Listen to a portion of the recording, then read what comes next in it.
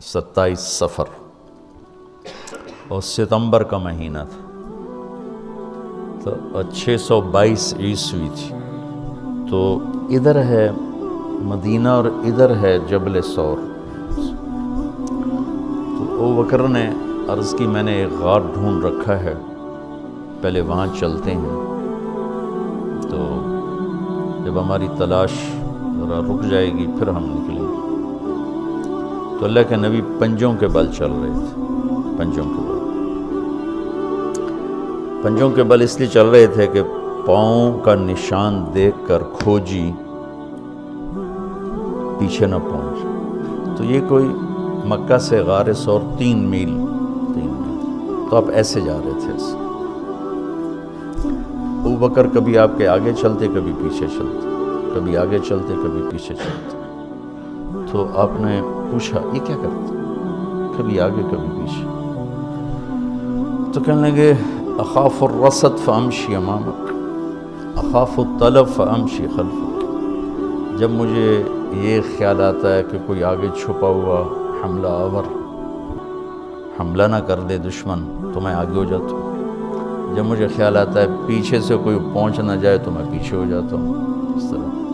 تو آپ نے بہت شکریہ ادا کیا۔ جب پہاڑ پہ چڑھنے کا وقت آیا تو آپ کی انگلیاں زخمی ہو گئی تھیں ایسے چلتے چلتے۔ تو ابوبکر نے آپ کو کندھے پہ بٹھایا اپنی کمر پہ، اور غار جبل ثور ایسے سیدھا پہاڑ ہے ایسے۔ میری آج تک ہمت نہیں ہوئی چڑھنے کی، حالانکہ کتنے سالوں سے اللہ لے جا رہا۔ تو آپ کو اپنے کمر پہ بٹھا کے اوپر پورا پہاڑ اوپر چڑھے، پھر آپ کو باہر کھڑا کر دے گا، آپ اندر نہیں جائیں گے۔ خود اندر گئے، ایسے اس کو ٹٹول کے جتنے سوراخ تھے پتھروں سے بند کر دیے، سوراخ باقی بچ گئے۔ تو اپنی پگڑی اتاری، پھاڑ کے سوراخ بند کی، پھر سوراخ باقی تھے، کرتا اتارا اور پھاڑ کے سوراخ بند کیے۔ ایک باقی رہ گیا جس میں وہ سانپ تھا۔ تو کہا یا رسول اللہ آئیے۔ جب آپ اندر تشریف لائے تو اندھیرا تھا، پتہ نہیں چلا، تھوڑی سی روشنی ہوئی تو دیکھا ابوبکر کا نہ کرتا تھا نہ عمامہ۔ تو آپ نے پوچھا تیرا کرتا کدھر، تیری پگڑی کدھر؟ تو انہوں نے اشارہ کیا کہ یہ سارے سوراخ تھے۔ تو اللہ کے نبی کی آنکھیں چھلک پڑی، اور آپ نے ایک دم بے ساختہ کہا یا اللہ میں ابوبکر سے راضی ہوں، تو بھی اس سے راضی ہو جا اور اسے جنت میں میرا ساتھی بنا دے۔ تو اسی وقت جبریل اترے اور آ کر کہا یا رسول اللہ، اللہ تعالیٰ خوشخبری دے رہے ہیں کہ وہ آپ کے ساتھی سے راضی ہو چکے ہیں اور جنت میں یہ آپ کے ساتھی بھی ہیں۔ یہ خوشخبری ہے کہ یہ جنت میں آپ کے ساتھی ہیں۔ تو انہوں نے قریش نے کھوجی بلا لی، تو انہوں نے وہ انگلیاں پکڑ لیں اور ان انگلیوں پہ چلتے جبل ثور پہنچا دیا۔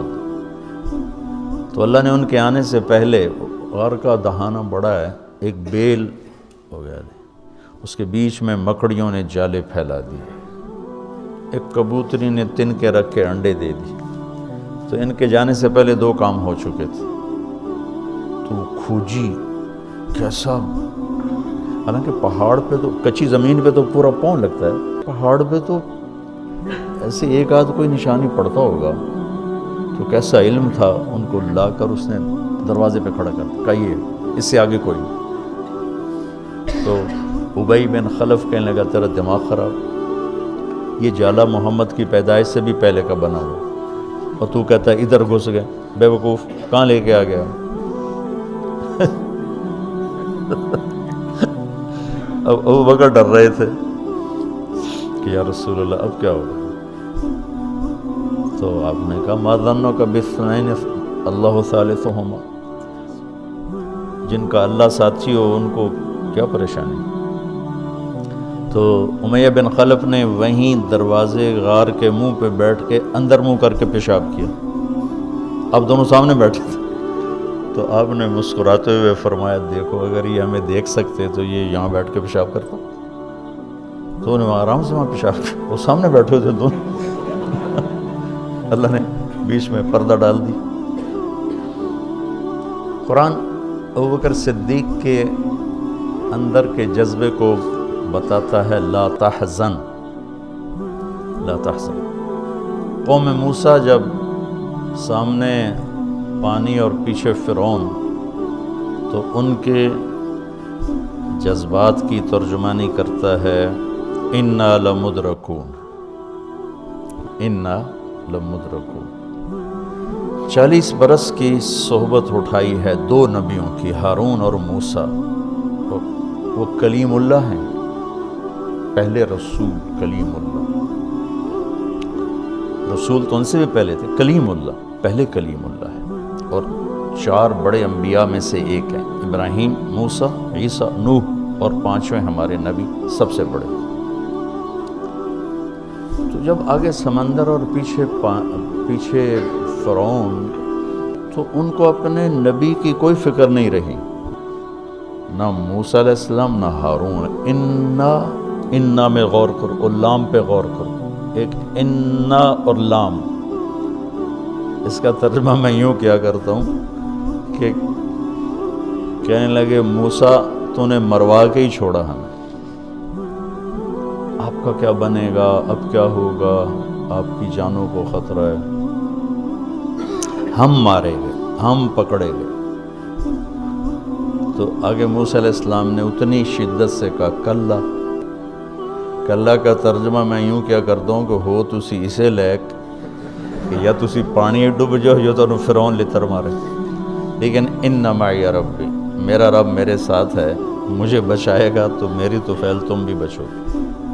تو انا لمدرکون ان کے ذہن کی عکاسی کرتا ہے، پستی ذہن کہ صرف اپنی پڑ گئی، اور لا تحزن عکاسی کرتا ہے کہ ابراہیم ابوبکر اپنی جان کا اگر خوف ہوتا تو لفظ آتا لا تخف، انہیں غم لگ گیا اپنے نبی کا کہ اب میرے نبی کا کیا ہوگا۔